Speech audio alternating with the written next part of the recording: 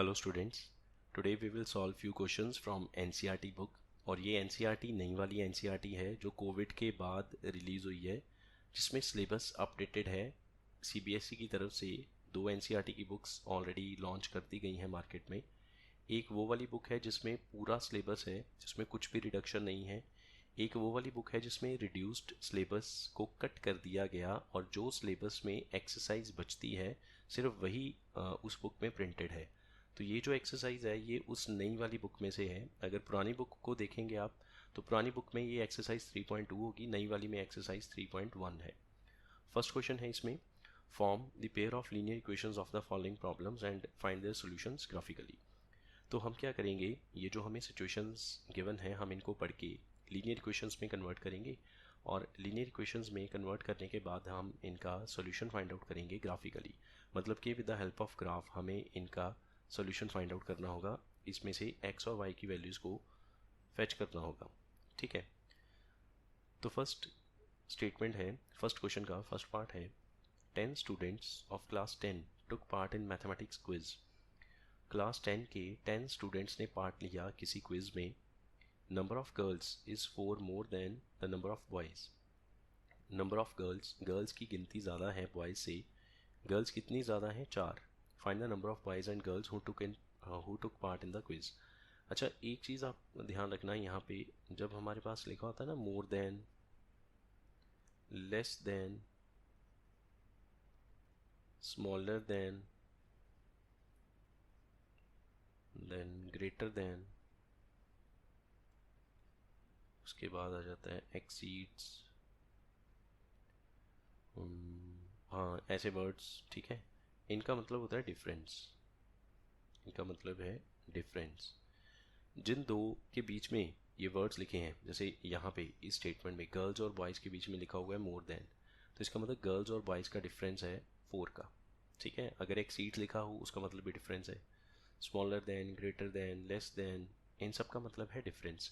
अब किसको किस में से माइनस करना है वो जब हम स्टेटमेंट को पढ़ेंगे तो स्टेटमेंट को पढ़ के उसकी सेंस से हमें पता चल जाएगा कि हमें किस में से किसको माइनस करना है। क्वेश्चन सॉल्व करते हैं।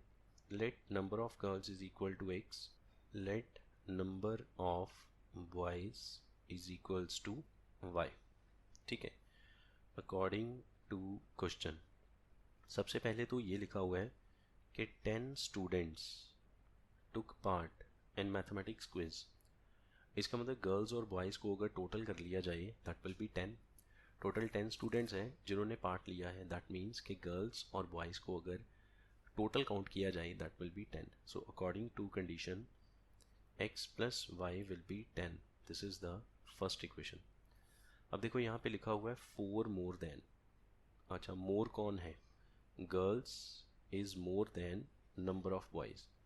तो गर्ल्स ज़्यादा हैं, बॉयज़ कम है, और इनका डिफरेंस क्या है? That is 4। Girls is 4 more than, मतलब गर्ल्स की गिनती बॉयज़ से ज़्यादा है, और कितना डिफरेंस है इनका? सिर्फ 4 का फ़र्क है। 4 गर्ल्स ज़्यादा हैं। सो दैट मीन्स गर्ल्स में से अगर बॉयज़ के नंबर को माइनस किया जाए that will B 4। This is the second equation. एक तो मेथड है इनको सॉल्व करने का, सब्स्टिट्यूशन, एक एलिमिनेशन जो सबसे आसान होता है, एलिमिनेशन वाला जो हम यूजुअली यूज़ करते हैं, है ना। अब इस क्वेश्चन में क्योंकि पर्टिकुलरली लिखा हुआ है कि हमें इनका सॉल्यूशन ग्राफिकली ही फाइंड आउट करना है, तो हमें ग्राफ बना के ही इनको सॉल्व करना पड़ेगा। तो इसको यहाँ से हटा देते हैं। यहाँ पे पहले तो हम इनके पॉइंट्स फाइंड आउट करेंगे। फर्स्ट इक्वेशन है हमारे पास x plus y is equal to 10 और सेकंड है x minus y is equal to 4। अच्छा, इसमें हमने x को 0 पुट किया तो 0 plus y is equal to 10, y की वैल्यू 10। एक वैल्यू और चाहिए होगी क्योंकि ग्राफ प्लॉट करने के लिए हमें कम से कम 2 पॉइंट्स तो चाहिए। तो अब ने x को 0 कर लिया था, अब हम y को 0 कर सकते हैं। But y is equal to 0, so x plus 0 is 10, x is equals to 10। तो इसके 2 पॉइंट्स कौन से बने? x को 0 किया, यहाँ पे x को 0 किया, y की वैल्यू 10 आई, फिर y को 0 किया, x की वैल्यू 10 आई। तो पॉइंट्स कौन से बने? पहला पॉइंट बना 0,10, x 0 y 10, एंड दूसरा पॉइंट बन जाएगा 10,0, x 10 y 0। सेकेंड केस पे आ जाओ। इस पे भी आपको वैल्यूज पुट करनी है। तो लेट अस से सबसे पहले आपने y को 0 किया, तो x की वैल्यू क्या आएगी, x minus 0 is 4, x equals to 4। ठीक है, अब आप चाहो तो y को 0 कर लो, सॉरी x को 0 कर लो, बट x इक्वल्स टू 0। इसमें कोई कंपल्शन नहीं होती कि हमें x और y दोनों को टर्न बाय टर्न 0 ही करना है। आप किसी को 1 कर सकते हैं, 2 कर सकते हैं, 3 कर सकते हैं, मतलब आपकी मर्ज़ी है। आपने ये देखना है कि जो पॉइंट आपको वैल्यू पुट करने के बाद मिलेगा वो ग्राफ पे इजीली लोकेट हो जाए।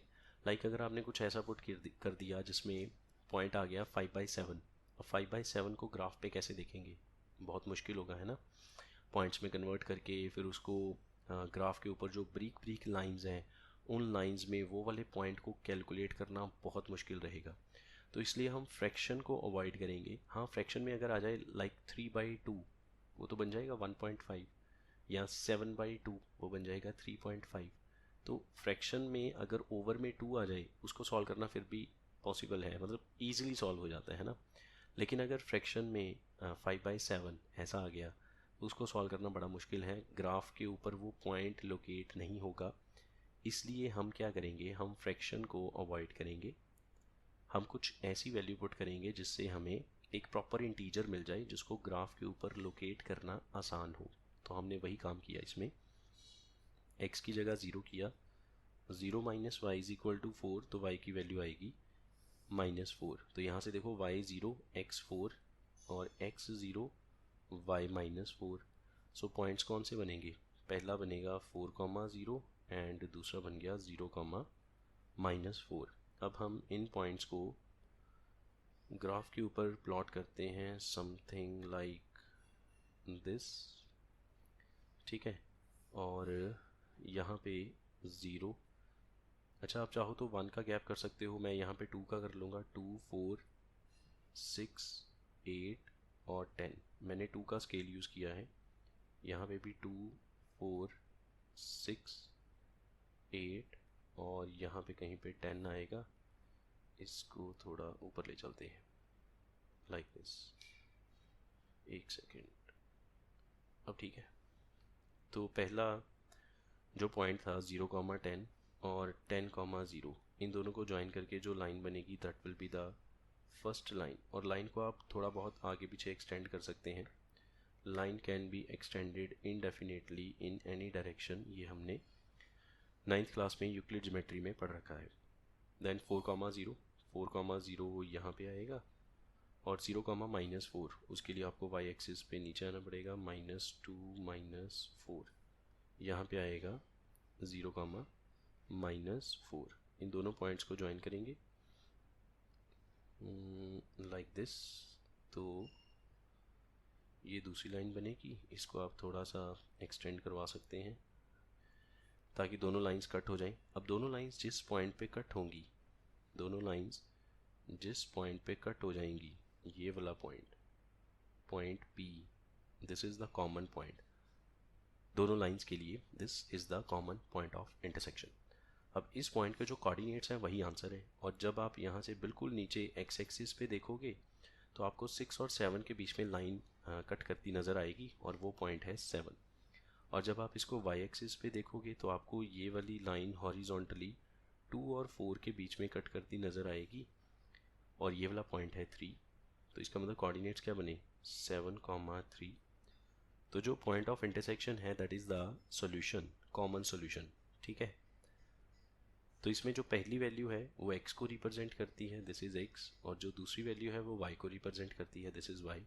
सो therefore x equal to 7 and y is equals to 3। Therefore x equals to 7 and y equals to 3 is common solution. और x है क्या था, x is the number of girls and y is the number of boys. So number of girls is equals to 7 and number of boys is equals to 3. So by this way we can find solution of two equations graphically. ठीक है, हमारे पास total कितने methods हो जाते हैं, total 4 methods हो जाते हैं, एक ग्राफिकली, फिर उसके बाद अलजेब्रिक मेथड्स में आ जाता है सब्स्टिट्यूशन, एलिमिनेशन और क्रॉस मल्टीप्लिकेशन। तो क्रॉस मल्टीप्लिकेशन इस साल के लिए रिलेटेड है, वो आप छोड़ सकते हैं।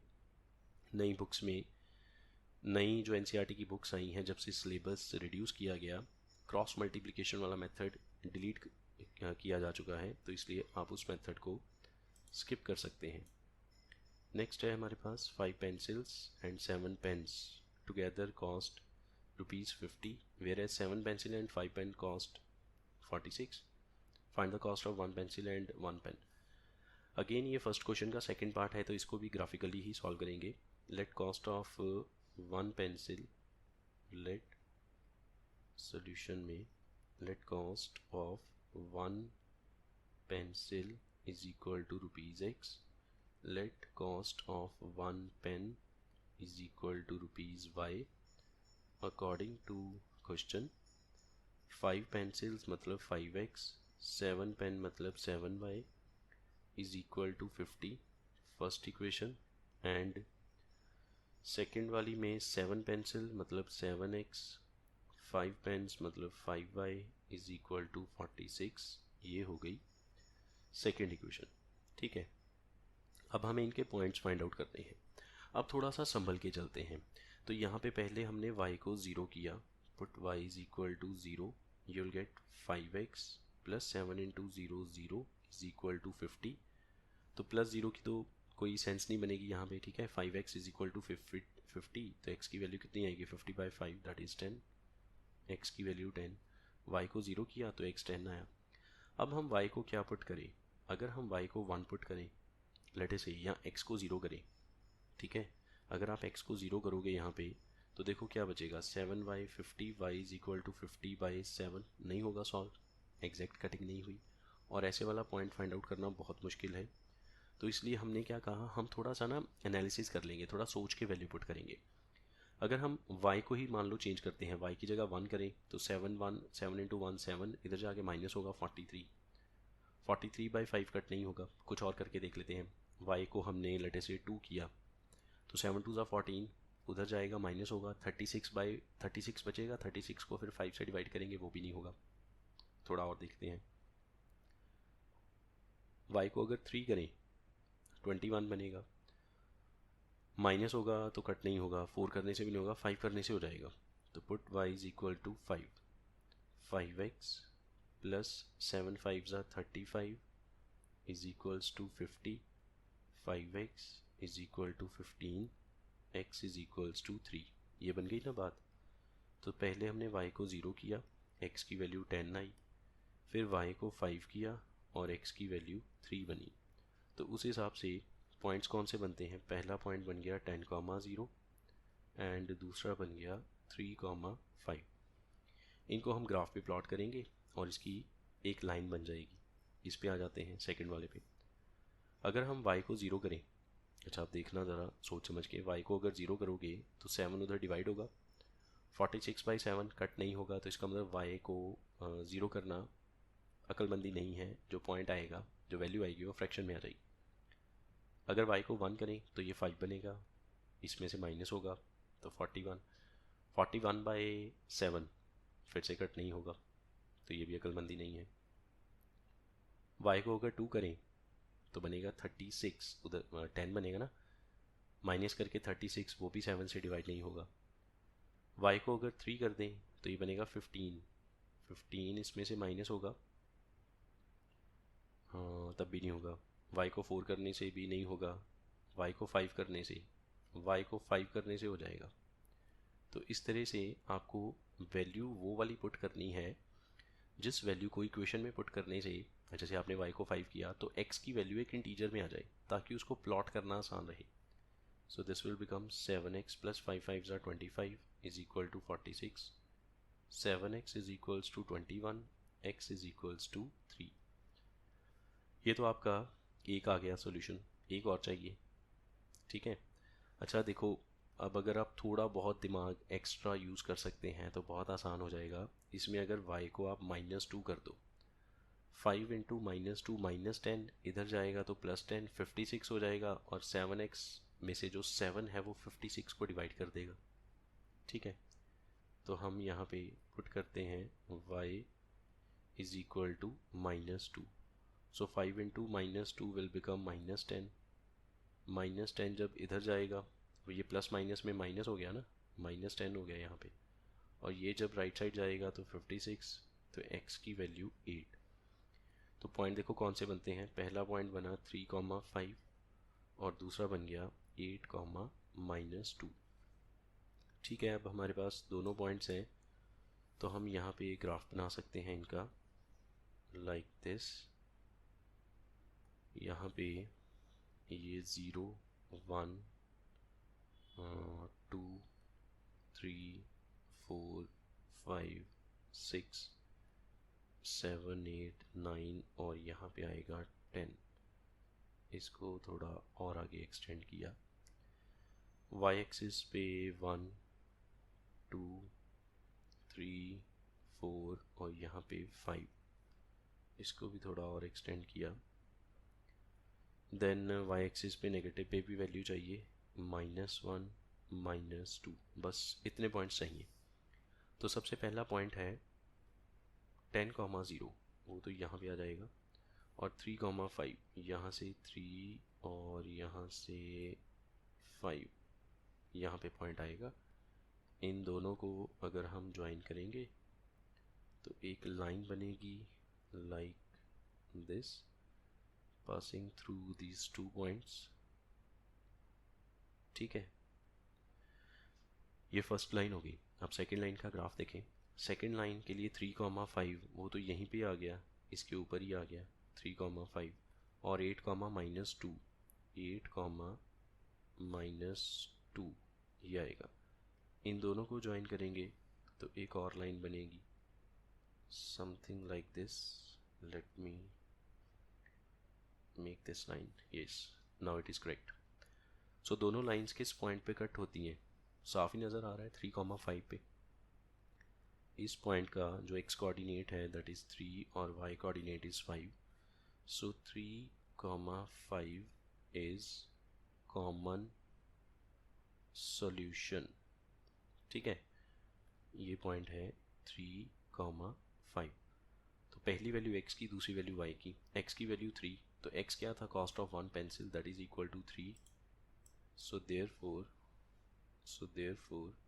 cost of 1 pencil is equals to ₹3. Cost of 1 pen is equals to ₹5. ठीक है जी, ये हमने क्वेश्चन को सॉल्व किया ग्राफिकली.